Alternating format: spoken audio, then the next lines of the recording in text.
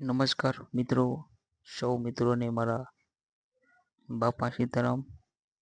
જય બજરંગદાસ બાપા. તો આજે આપણે વાત કરવી છે બજરંગદાસ બાપાની, એમના ઇતિહાસ વિશે. તો આજે તમને આ વિડીયોની માધ્યમથી બજરંગદાસ બાપા બગડાણાનો ઇતિહાસ જાણવા મળશે અને બજરંગદાસ બાપા વિશે તમને ઘણું બધું જાણવા મળશે, શીખવા મળશે. તો હું તમને આજે ઇતિહાસ જણાવવાનો છું બાપા બજરંગદાસ, કે આજે આખા વિશ્વમાં તેમનું નામ છે અમર થઈ ગયું છે. તો હું છું મિત્રો મહેશ ભાલિયા, ચેનલમાં આપનું સ્વાગત કરું છું.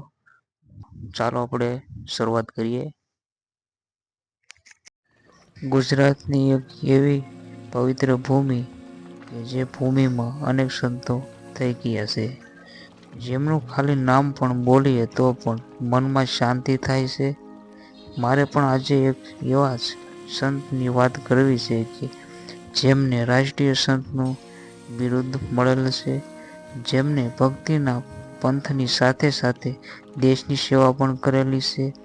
એવા જ સૌરાષ્ટ્રના સંત કે જેમનો આશ્રમ ભાવનગર પાસે બગડાણામાં આવેલ છે, જેમને ફક્ત ભારતમાં જ નહીં પણ આખી દુનિયામાં લોકો જાણે છે અને જેમને લીધે બગડાણા એક ધામ બની ગયું છે, જ્યાં લાખોની સંખ્યામાં ભાવિક ભક્તો પોતાની આસ્થા શ્રદ્ધા લઈને આવે છે. બાપા બજરંગ બધાના દુઃખ મટાડે છે, જેમને લોકો બાપા સીતારામના હુલામણાથી નામથી ઓળખે છે.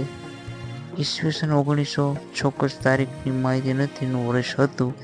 ભારતના અધેવાડા ગામમાં હીરદાસજી અને શિવકુરબા નામે સામાન્ય રામાનંદી કુટુંબ રહેતું હતું. શિવકુરબા શકરબાબા હતા ત્યારે તેઓ પિયર જતા હતા અને રસ્તામાં તેમને પ્રસવની પીડા ઉપડી. ત્યાં બાજુમાં જ ઝાંઝરિયા હનુમાનજીનું મંદિર હતું. આજુબાજુની બહેનો એમને લઈને મંદિરની ઝૂંપડીમાં લઈ ગઈ અને મંદિરમાં હનુમાનજીની આરતી ના ઝાલર રણકવા માંડ્યા અને એવા શુભ દિયે એક બાળકને જન્મ થયો. રામાનંદી સાધુ હોવાના કારણે નામ રાખ્યું ભક્તિરામ. નાનપણથી ભક્તિરામના નામમાં માતા પિતાના સંસ્કાર હતા. ખરેખર તેમનામાં નામ પ્રમાણે ગુણ પણ હતા. એક સવારે ભક્તિરામ મોડે સુધી સૂઈ રહ્યા હતા તો પિતા હીરદાસ અને માતા શિવકુરબાએ આવીને જગાડ્યા અને જુએ છે તો એમની બાજુમાં જાણે એમનો દોસ્ત હોય એમ એક સાપ પણ હતો. પછી એમને થયું કે જરૂર ભક્તિરામ શેષ નારાયણના અવતાર હોવા જોઈએ. ભક્તિરામને ભક્તિની એવી તો માયા લાગી ગઈ હતી કે તેઓ 2 ધોરણ સુધી ભણ્યા હતા અને 11 વર્ષની ઉંમરે તેઓ ખાખીની જમાતમાં કે જેમના ગુરુ હતા સીતારામ બાપુ, એમની પાસેથી દીક્ષા લઈને સમાધિમાં લીન થઈ ગયા. પરમ તત્વ અને યોગ સિદ્ધિનો સાક્ષાત્કાર થયો ત્યારે ગુરુ પાસે દક્ષિણા આપવા ગયા. ગુરુ શ્રી સીતારામ ભક્તિરામને ઓળખી ગયા અને કહ્યું કે ખરા ગુરુ તો તમે જ છો, એટલે મારે તમને આપવાનું હોય. ત્યારે ભક્તિરામ બોલ્યા કે ખરેખર તો જો તમે મને કંઈક આપવા જ ઈચ્છતા હોવ તો એવું કંઈક આપો કે મારા રોવે રોવે રામનું રટણ ચાલુ જ રહે. ત્યારથી સીતારામજીએ એમને નવું નામ આપ્યું બજરંગી અને કહ્યું કે જાઓ બજરંગી, હવે તમે દુનિયામાં ભ્રમણ કરો અને દીન દુખિયાની સેવા કરો અને તમે આખા જગતમાં બજરંગદાસ તરીકે ઓળખાશો. ભક્તિરામ આખા જગતમાં બાપા બજરંગદાસ અને બાપા સીતારામના નામથી ઓળખાવા લાગ્યા. એકવાર ભ્રમણ કરતા કરતા બાપા મુંબઈ આવી પહોંચ્યા. ત્યાં જ લોકોને બાપાનો પરિચય થયો.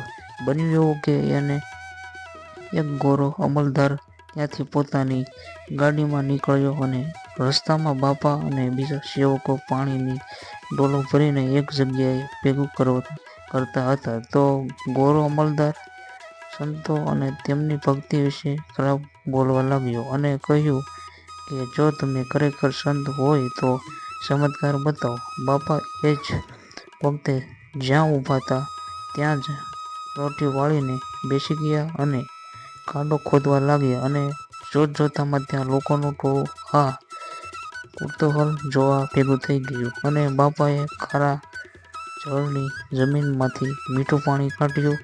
તે જોઈને ગોરો અમલદાર પણ બાપાના પગમાં પડી ગયો હતો. તો મિત્રો, આ એક બજરંગદાસ બાપાનો ચમત્કાર જ હતો. તો હવે તમને બીજા ઇતિહાસ વિશે તમને વાત કરું તો બજરંગદાસ બાપાના જીવનનો સત્ય ઘટનાનો પ્રસંગ છે. તો બાપા અને ગુરુજીની આજ્ઞાને પાલન કરવા માટે ભ્રમણ કરવા લાગ્યા અને એમનો પહેલો મુકામ થયો સુરત, જ્યાં તેઓ બેગમપુરા સાવેરિયા રોડ પર આવેલ લક્ષ્મીનારાયણના મંદિરમાં રહ્યા. ત્યાંથી તેઓ ચાલતા હલોડ ગામે રણજીત હનુમાનજીના મંદિરમાં 7 વર્ષ રહ્યા. તેમના ભ્રમણ દરમિયાન તેઓ ભાવનગર જાડેજાને ત્યાં પણ ગયા હતા. ત્યાંથી તેઓ પાલીતાણા, જેસર અને કલમોદર ગયા અને કલમોદર બાપા 3 વર્ષ રહ્યા. બાપાના ભ્રમણ દરમિયાન એમના હાથે ઘણા ચમત્કાર પણ થયા. પણ બાપા તો ફક્ત એક જ વાક્ય બોલતા, જેવી મારા વહાલાની મરજી. ભ્રમણ કરતા કરતા બાપા બગડાણામાં આવ્યા. ત્યારે એમની ઉંમર હતી 41 વર્ષ. ત્યાં બાપાએ ત્રિવેણી સંગમ જોયો. બગડાણામાં બાપાને 5 મૂળ તત્વો જોવા મળ્યા. તો પહેલું છે બગડાણા ગામ, બીજું બગડ નદી, ત્રીજું બગડેશ્વર મહાદેવ, ચોથું બગદાલમ ઋષિ, ચોથું બજરંગદાસ બાપા અને બાપા કાયમને માટે બગડાણામાં જ રહ્યા. બાપાએ બગડાણામાં પણ ઘણો વિસ્તાર કર્યો. બાપા 1941માં બગડાણા આવ્યા. 1951માં આશ્રમની સ્થાપના કરી. 1959માં અન્નક્ષેત્ર ચાલુ કર્યું અને 1960માં ઉદાન હવન કર્યો. 1962માં આશ્રમની હરાજી કરાવીને ભારત અને ચીનના યુદ્ધ વખતે લશ્કરને મદદ કરી.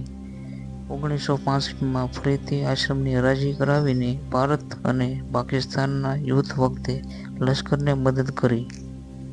તો મિત્રો, આ પણ ખાસ વાંચશો કે તમે જ્યાં પણ રહેતા હોય દેશની દુનિયામાં કે વિદેશ રહેતા હોય તો તમારે બગડાણા પહોંચવું હોય તો તેમના માટે તમને ઇતિહાસ જણાવો. સંત ભૂમિ સૌરાષ્ટ્રની અને એવા રૂડા બગડાણા ગામ, બાપા બજરંગદાસ બિરાજતા અને રડતા સીતારામ. બગડાણા જવા માટે અમદાવાદથી ડાયરેક્ટ એસટી બસ મળે છે.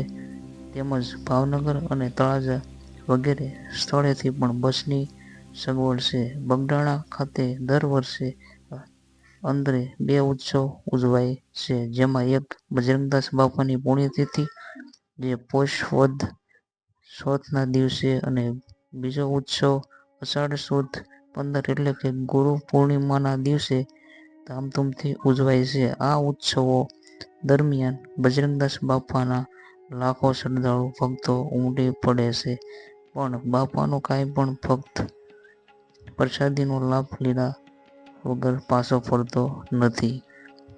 હાલમાં બગડાણા આશ્રમનું સંચાલન બાપાશ્રીના પરમ શિષ્ય મનજી બાપાની દેખરેખ થઈ રહ્યું છે.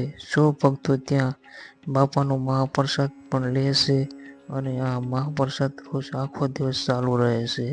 આમ ભારતના ઇતિહાસમાં એક સેવાભાવી અને રાષ્ટ્રીય સંત એવા બાપા બજરંગદાસ સૌને રોતા મૂકીને પોષ વદ ચોથના દિવસે દેવ થઈ ગયા અને બાપાની મટુલી બાપા વગર સૂની થઈ ગઈ અને એ દિવસે તો આખો બગડાણા ગામ, બગડ નદી, વનની વનરાઈ પણ શાંત થઈ ગઈ હતી. પશુ પંખીઓએ પણ પોતાનો કિલોલ છોડી દીધો હતો. બગડાણા ધામ ધીરે ધીરે પ્રખ્યાત થતું જાય છે. ભક્તો માનતા લઈને જાય છે અને ખરેખર બાપા પણ ભક્તોની માનતા પૂરી કરે છે અને હું તો કહું છું કે એક વખત માનતા પૂરી કરે બગડાણા, એક વખત બગડાણા જાજો, તમારો ભાવનો ફેરો પલટાઈ જશે. છો ને મારા બાપા સીતારામ. આશા કરું છું તમને આ વિડીયો પસંદ આવ્યો હોય તો સબસ્ક્રાઈબ કરજો અને આવા જ ધાર્મિક રિલેટેડ જેવા વિડીયો તમને પીરસતો રહીશ. તો કમેન્ટમાં બાપા સીતારામ લખી દેજો. ફરી પાછા આપણે નેક્સ્ટ વિડીયોમાં મળશું. સૌને બાપા સીતારામ.